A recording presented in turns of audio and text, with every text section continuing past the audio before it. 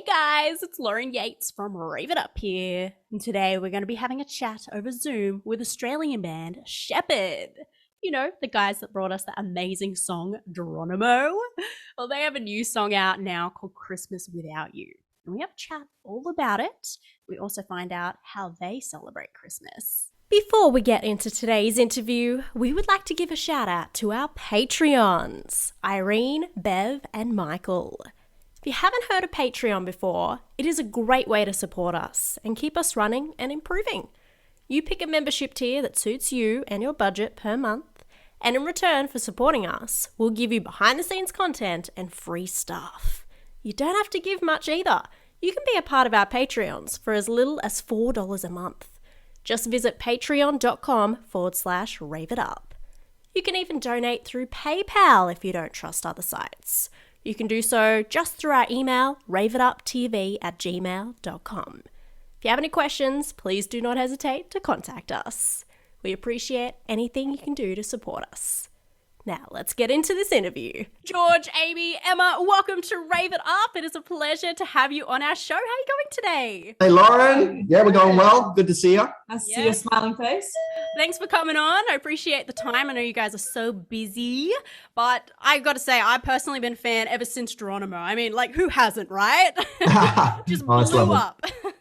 But I do love that you guys are bringing out like a whole new sound. That's what I like to call it. It's a little bit different.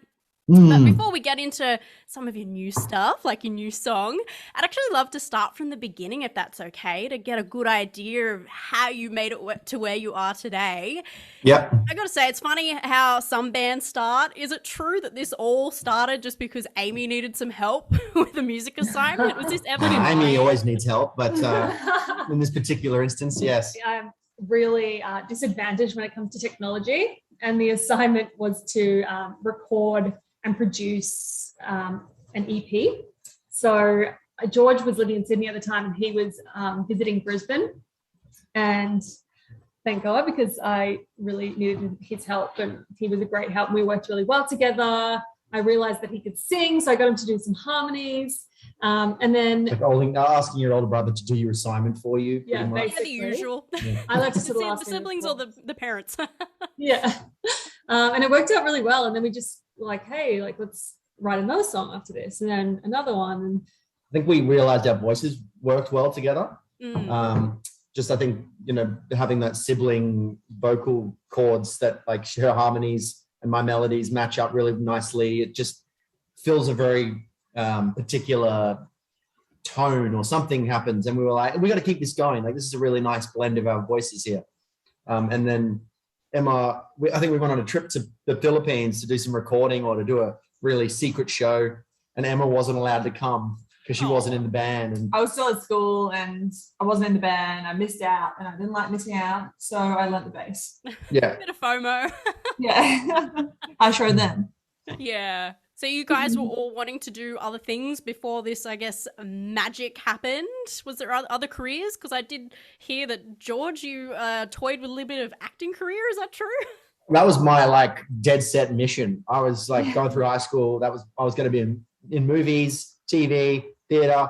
That was where I was heading. And I was in Sydney studying at drama school, doing everything that I could. I had an agent, had managers, all for the acting world. And then I came back for this little holiday, and all of a sudden my life turned around. It was meant to be though, right? And yeah, it's kind funny of all how gels together, that whole entertainment industry anyway for you. Yeah, and I think it did help going to acting school and just learning to be on stage and having that sort of presence. It really did help for my music career. And Amy, you're like known as a bit of like a body positivity activist now. Did you ever want to go down like that path? I guess that was sort of more of a more recent path. Like, they came from the band. It came from my own personal experiences and just being sick of having to pretend that I was this perfect pop star and always presenting to the world the most perfect side of myself. And it just made me really unhappy to fake it. So I knew that there would be women who were feeling the same way as me about social media. And it started like 2 or 3 years ago. So at that time, there was nearly nobody showing the other side of social media. Yeah. And then obviously when I started, it really took off, and now it's, I've kind of Struck a chord, so to speak. made it my mission to help women on my personal platform, not just women, just people in general, to, I guess, live up to their best selves and their potential through being as authentic as possible. So I don't know if that's really a career path. Like I love doing interviews and stuff, but it's literally just, I'm not there to make money off it. I just want to use my platform for something Just to be yourself. positive, and just so I can be myself. I love that. We've got to have more women out there doing that same thing as well. Maybe in another interview I can chat to you more about it, because I got so many questions in that field. But you guys have a new song out now called Christmas Without You.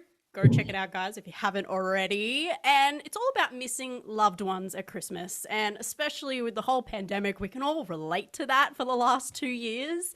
Is this a bit based on a true story for you guys? Were you able to still see each other or just all over the internet with Zoom and FaceTime and stuff? Yeah, it is definitely coming from a real place for us, because we haven't seen our dad in the last 2 years. Our father works overseas, and through this pandemic, he hasn't been able to come home at all. And we miss him a lot, and it just kind of feels like our family isn't complete without him here. And so Christmas is a bittersweet time. I know that last Christmas it was like we were holding out hope that the pandemic would end or something would ease and he'd be able to come back and see us. But Christmas, when you haven't got loved ones, can be an especially challenging time, You've got Hallmark cards and songs about reindeers and Santa coming down the chimney and everything telling you that you should be happy and celebrating this magical time. But if you haven't got somebody special with you, then it can actually have the adverse effect. So we wanted to write a song from our own personal experience of this and hopefully provide something of an anthem for people that are missing someone at Christmas time. It's a very melancholic song to begin with, but I think we inject like a healthy dose of hope in there and warmth towards the end. So it goes from being something sad into something really beautiful and hopeful.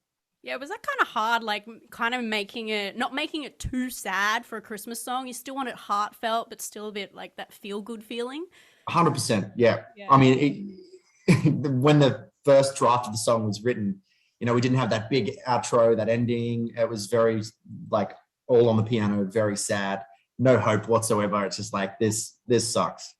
And we kind of sat there and listened to it a few times. And it was like, this is not fun at all. This is really bleak. So we really wanted to, I think, and it came with that chorus of like, out there in the darkness, I can see your light. It's shining across the ocean. So I know that you're all right. Like that element of hope of like, we're not together now, but at some point in the near future, we will be. If we can just find the strength to make it through this Christmas, then, we'll see you again.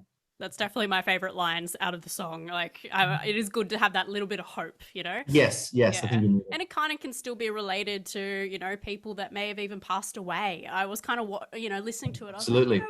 like, if you do believe in afterlife and stuff, I will see you one day. So absolutely, there's a little bit of something for everybody.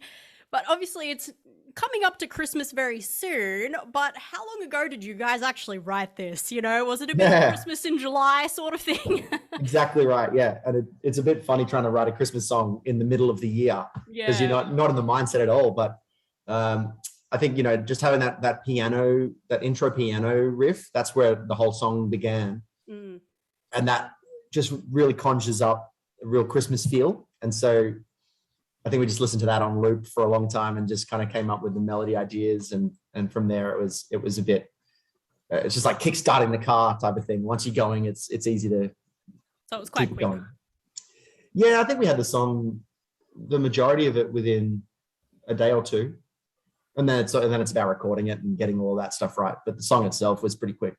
And there's amazing visuals as well with the music video. How come you guys decided to go down that path and not just have a video clip of, you guys singing? And can we still expect that? I don't know. Do you want me to talk again? Yeah, okay. I was going to say, like, you can expect something else. Yeah. But George, has a connection with the artist. This graphic design firm in Poland, the name's Ars Tania, and it was a real happy accident. I discovered them on a Deviant Art, which is like an art forum.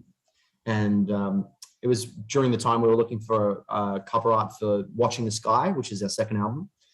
And I came across this artist on DeviantArt, which had the exact type of like luminescent colors, like, you know, color that looks like it's got light or electricity behind it. And so I reached out to him, and he messaged me back in like 15 minutes saying like, hey man, this is hilarious. I haven't used this account in like 15 years. I own my own graphic design firm in Poland now. You know, we're doing stuff for like HBO and Nike and Ubisoft, all these massive corporations. But he knew the band and he really loved Geronimo, and he was excited to work with us. So we've built this really awesome relationship where, you know, they don't charge us $1 million to do this really beautiful graphic design work, but they get like a lot of creative control that they don't usually get from all these other bigger corporations. So it's been this really happy union of, we get amazing artwork and visuals, and they get to, you know, research and develop and explore their creativity. And this is the first time that they've done a video clip for us. And I really wanted to give them the opportunity, because since Watching the Sky and every single in between, I've just been blown away by every piece of work that they've delivered. Like, I've got some of it framed on my wall at home. It's just that level of execution and art is just very appealing to me. So I wanted to give them the opportunity to make a music video. So that's where it came from, really. Hopefully some more in the future. I loved when it came up, like, you know, with your faces. I was like, how did they do that? I want to know, like, how long did that take them? That's incredible. You guys probably don't know that, but go check it out, everybody. They did it in a month. They did it within a month. Yeah. With that detail, that's amazing. Yeah, I know. It was absolutely mind-blowing.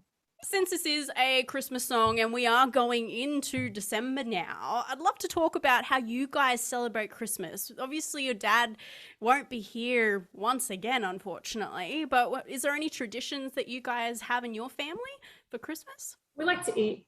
Yeah, we don't really have many traditions, but we do like to get together and eat prawns and oysters and have a drink or two. Yes.